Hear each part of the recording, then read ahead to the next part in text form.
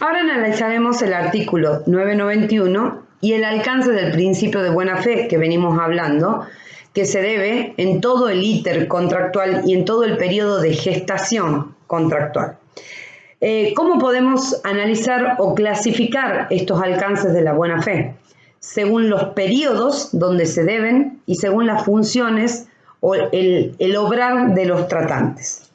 Según los periodos, el artículo 991, al comenzar diciendo que durante las tratativas preliminares y aunque no se haya formulado una oferta, las partes deben obrar de buena fe para no frustrarlas injustificadamente, ahí está marcando los periodos. Desde el primer contacto, como dijimos recién, en la primera vez que tienen contacto los tratantes, y aun cuando la oferta no se dé. Por lo tanto, en este periodo es debido el deber de buena fe.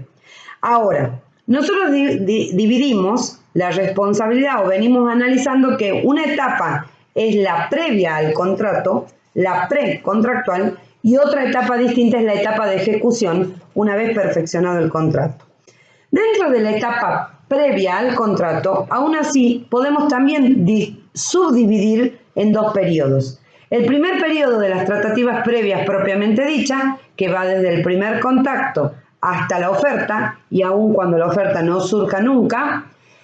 Y el segundo periodo es para aquellos casos en que sí se produzca la emisión de una oferta y va hasta antes de la aceptación. Primer periodo, desde el primer contacto hasta la emisión de la oferta, y el segundo periodo desde la oferta hasta antes de la aceptación. Tratativas previas y etapa ofertante.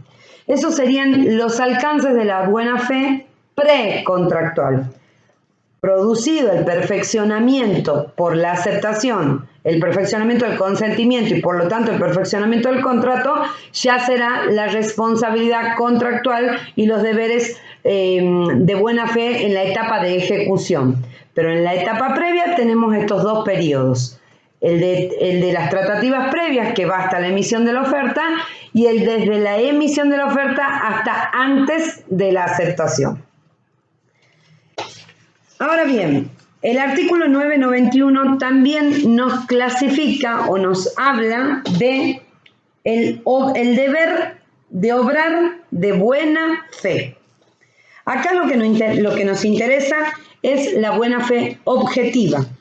Es la regla de conducta que ordena a los tratantes, como toda persona que realiza algún acto jurídico, el acto de la vida diaria, que ordena obrar correctamente. ¿Y qué significa obrar correctamente? Obrar correctamente significa abstenerse de llevar a cabo acciones maliciosas, insinceras o no sinceras, contradictorias, ambiguas y sin duda dolosas. Significa abstenerse de realizar todo ese tipo de acciones. Obrar correctamente es causa de exclusión de culpabilidad en la comisión de un acto ilícito. Obrar correctamente es la causa fuente de especiales deberes de conducta que se le piden a las partes. La causa fuente es el motivo de especiales deberes de conducta que se les solicita a los tratantes. Obrar correctamente es un límite al derecho subjetivo patrimonial, puesto que evita el ejercicio abusivo de los derechos. Obrar correctamente es esto que López llamaba lo que debería ser un buen hombre de negocios, actuando con diligencia, con buena fe, con prudencia, con la diligencia y la especificidad necesaria para lograr que el contrato se cumpla y no se vea frustrado. Eso es obrar de buena fe, obrar correctamente según las funciones, como lo clasifica el 991. Abstenerse de realizar las conductas ambiguas, dolosas, maliciosas, que hagan incurrir en engaños al otro tratante, abstenerse de realizar eso y por el contrario realizar todo lo que sí tienda al cumplimiento del objeto de esas tratativas que pretendemos se transformen en contrato y evitar que ese contrato, que esas tratativas y después el contrato se vea frustrado injustificadamente. Y ahí nomás, acto seguido, analizar qué es esta frustración injusta. El 991 dice, obrar de buena fe para no frustrarlas injustificadamente. ¿Qué es esta frustración injusta? Las tratativas previas pueden generar en alguno de los tratantes una expectativa, una confianza, una esperanza tal que la frustración injustificada pueda llegar a provocar daños y pérdidas de intereses. Esos daños y esas pérdidas, sin duda, deben generar una obligación de reparar esos daños. Dan origen a la obligación de reparar esos daños. En este caso, la ley protege a aquel tratante que actuó de buena fe, la ley protege la confianza del que hizo y se desempeñó seriamente, correctamente, diligentemente, como un buen hombre de negocios en los términos de López de Zavalía, y que por alguna situación esa diligencia, esa buena fe o esa pretensa conclusión de negociaciones se vio frustrada.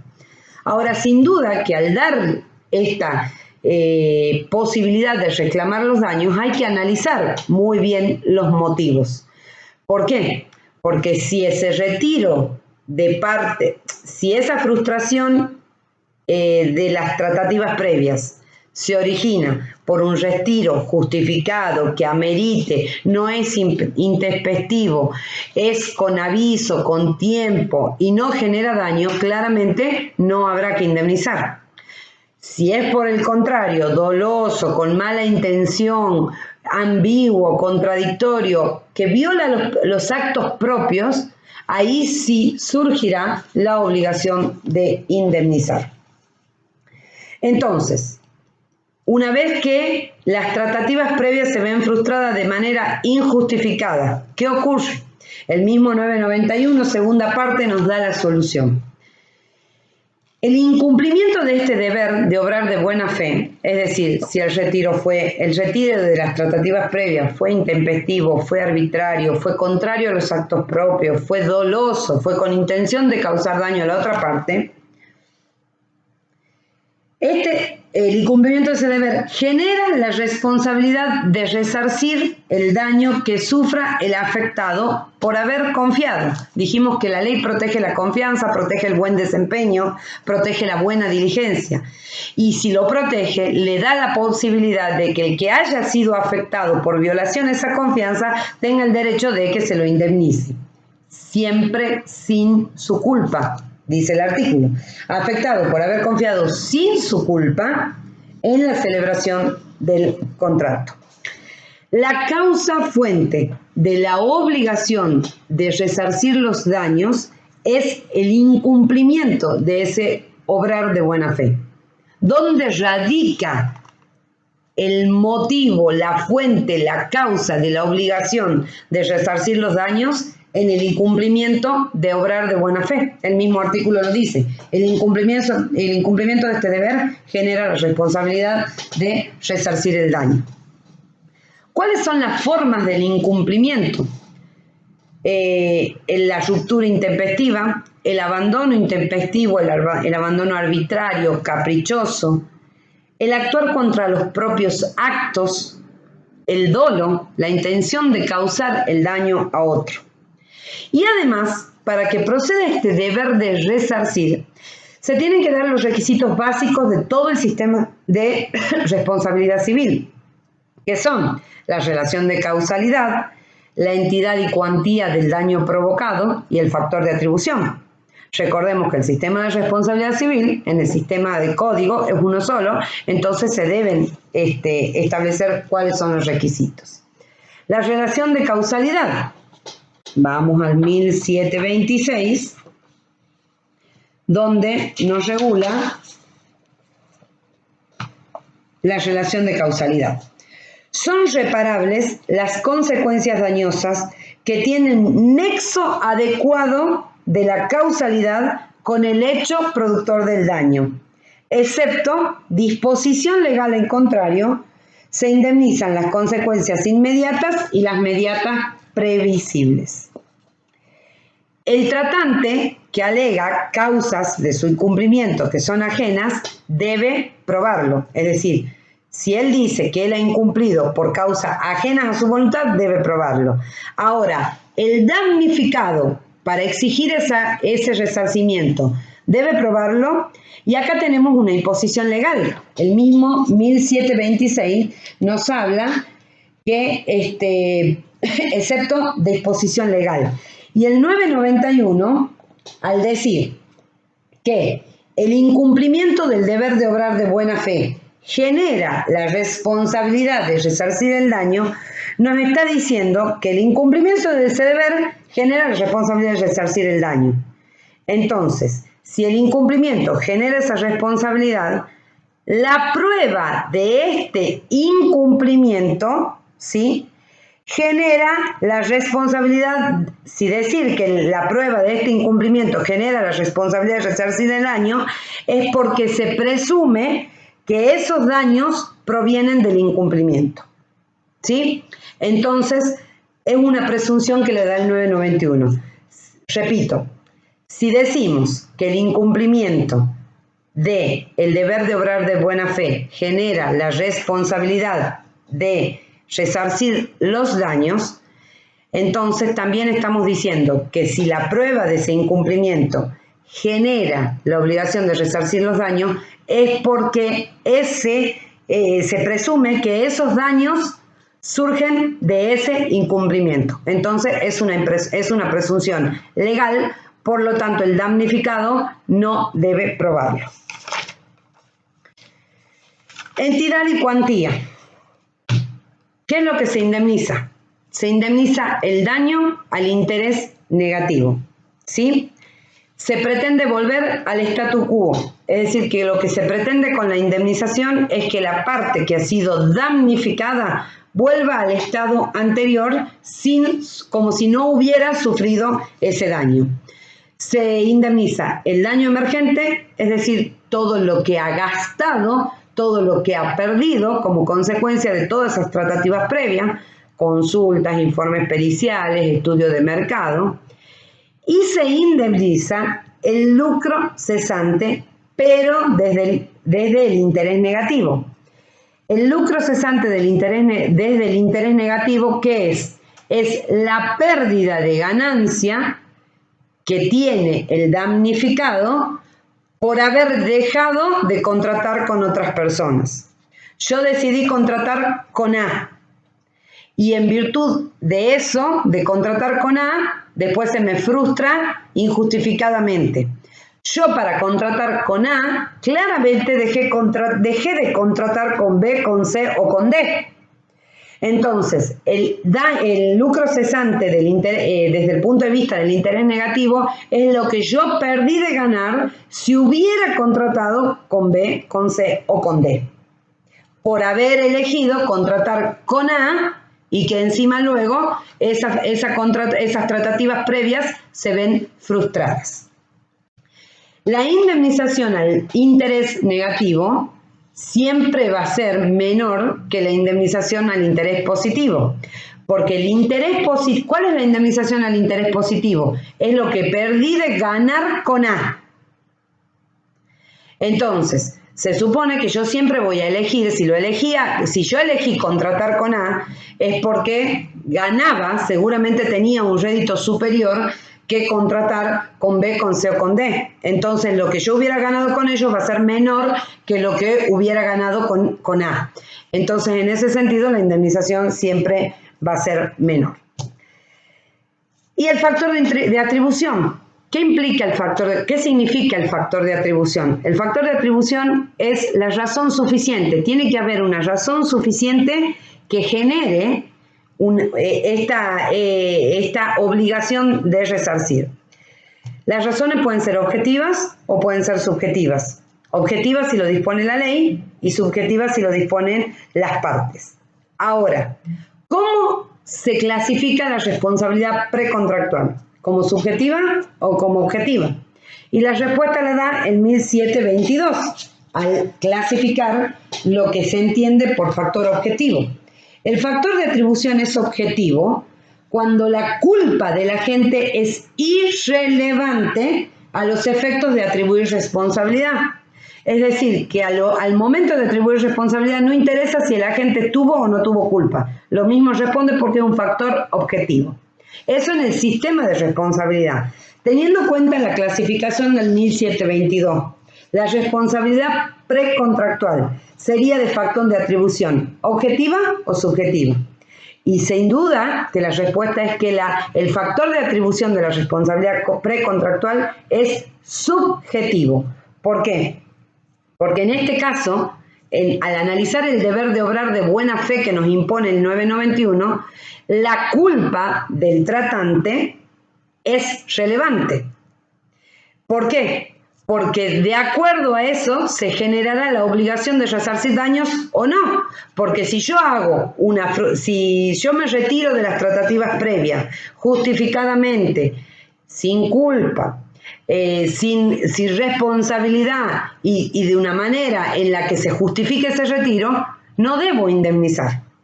Si me retiro intempestivamente sí, pero si no, no. Entonces acá sin duda que la culpa sí es importante. Por lo tanto, el factor de atribución de la responsabilidad precontractual es subjetivo. Hay otros modos de analizar el factor subjetivo. La mala fe, actuar de mala fe, con las conductas ambiguas, con esto que hablábamos de cómo se puede plantear el incumplimiento. Y sin duda que en esos modos de manifestarse del incumplimiento es importante y es relevante la culpa del tratante que lo tiene. Entonces el factor de atribución es subjetivo. Otro fundamento más para decir que el factor de atribución de la responsabilidad precontractual es subjetivo lo da el mismo 991 en esa pequeña expresión que dice sin su culpa.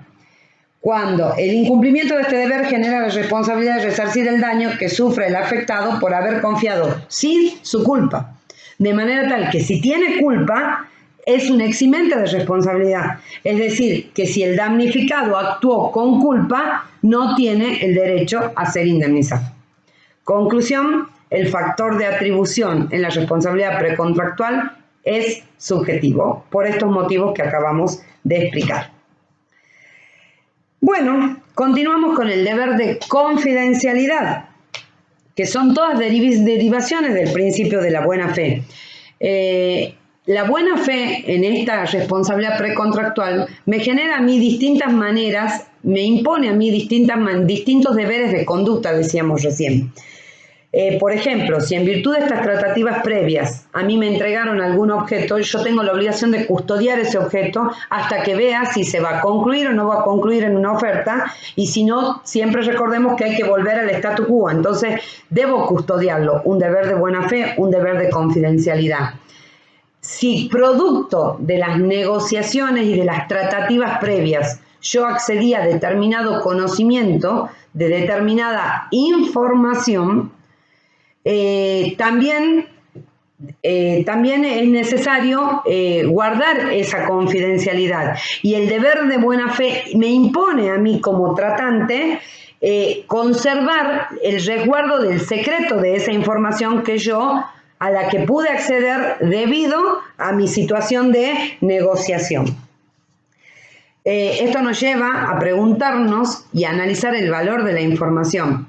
Y sin duda que la información es conocimiento, y esto es muy valioso, porque la falta de conocimiento o el desconocimiento nos pone a las personas tratantes o a las personas que están tratando de negociar en una situación de disparidad jurídica y en una situación de desventaja de una respecto de la otra. Y eso es injusto. Y esto surge no solo del Código Civil, surge de la Ley de Defensa del Consumidor, surge de la Ley de Lealtad Comercial, de la Ley de Seguro, de todos los sistemas que marcan un régimen de responsabilidad, surge el deber de confidencialidad, el deber de paridad en la información, el deber de buena fe.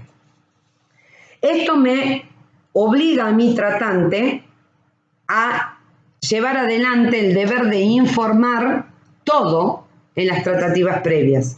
El deber de información, el deber de confidencialidad, me impone a mí el deber de darle toda la información necesaria a la otra parte para llevar adelante las tratativas previas con eficiencia, todo lo que tenga que ver con el objeto de esas tratativas previas y que tiendan a la conclusión de ese contrato y a evitar la frustración de esas tratativas previas, mucho más si son injustas. Tengo la obligación de dar toda la información que yo poseo del tema. Información, por supuesto, que tiene que ser clara, tiene que ser veraz, tiene que ser cierta y tiene que ser relevante también para la negociación, tiene que tender a las tratativas previas, al cumplimiento del objeto de las tratativas previas y a evitar la frustración. Si yo no cumplo con ese deber, se puede producir lo que se conoce como asimetrías informáticas, que es esta desigualdad que les hablaba recién. Es colocar en una situación de desventaja de aquel tratante que no cuenta con toda la información. Y eso sin duda es un ejercicio abusivo del derecho de parte del que sí cuenta respecto del que no cuenta con toda la información y es una situación injusta. Este deber de informar es un deber esencial. Por lo tanto, no cumplirlo provoca una violación al deber de obrar de buena fe que surge de todo el sistema de la responsabilidad precontractual.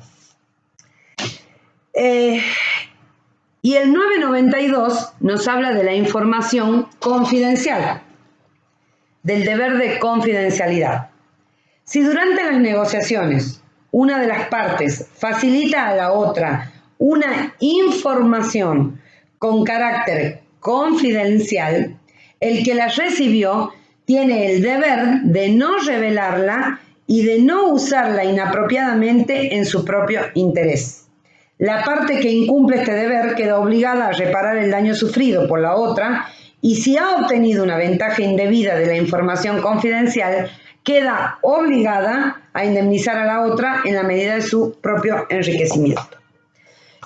¿Qué es lo confidencial? Es la relación que se da entre dos partes que se conocen o lo que se establece con confianza o con seguridad recíproca o hasta quizás en secreto, producto de esta confianza, de una parte respecto de la otra, ¿sí?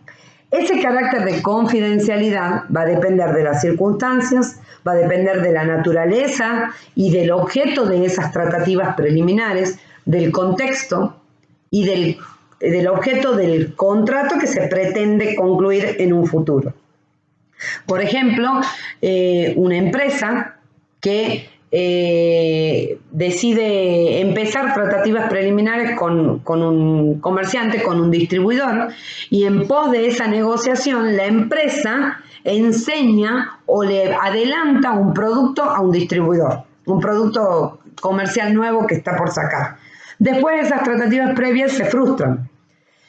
Y producto de esas negociaciones y de esas tratativas, el posible distribuidor tuvo conocimiento del nuevo producto, de su salida, de la fecha de su salida al mercado o de información confidencial. El deber de obrar de buena fe impone que ese frustrado distribuidor guarde la confidencialidad de esa información que obtuvo de la empresa.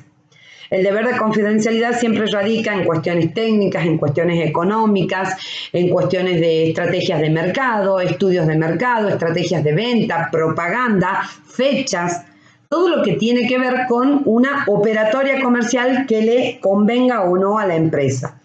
Todo eso debe ser resguardado en la confidencialidad que imparte este deber de obrar de buena fe que surge del 991.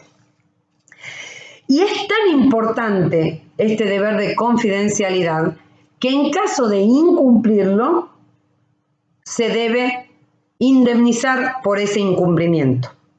Indemnización que abarca dos dimensiones. Indemnizar por incumplimiento propiamente dicho, que ese es una indemnización, una responsabilidad plena en todo aquel que la incumpla. Y además, si por el uso indebido de esa información a la que yo accedí o de ese objeto al que yo tuve contacto, yo me enriquecí, debo devolver en la medida del enriquecimiento. Entonces yo tendré primero esta obligación de indemnizar por haber violado el deber de confidencialidad que el deber de obrar de buena fe me impone. Y segundo, si producto del uso indebido de esa información yo obtuve algún beneficio inapropiado e indebido y me enriquecí por ello, debo devolver en la medida de mi enriquecimiento. Es lo que establece el artículo 992 en la segunda parte cuando dice: la parte que incumple este deber queda obligada a reparar el daño sufrido por la otra. Y si ha obtenido una ventaja indebida de la información confidencial, queda obligada a indemnizar a la otra parte en la medida de su propio enriquecimiento.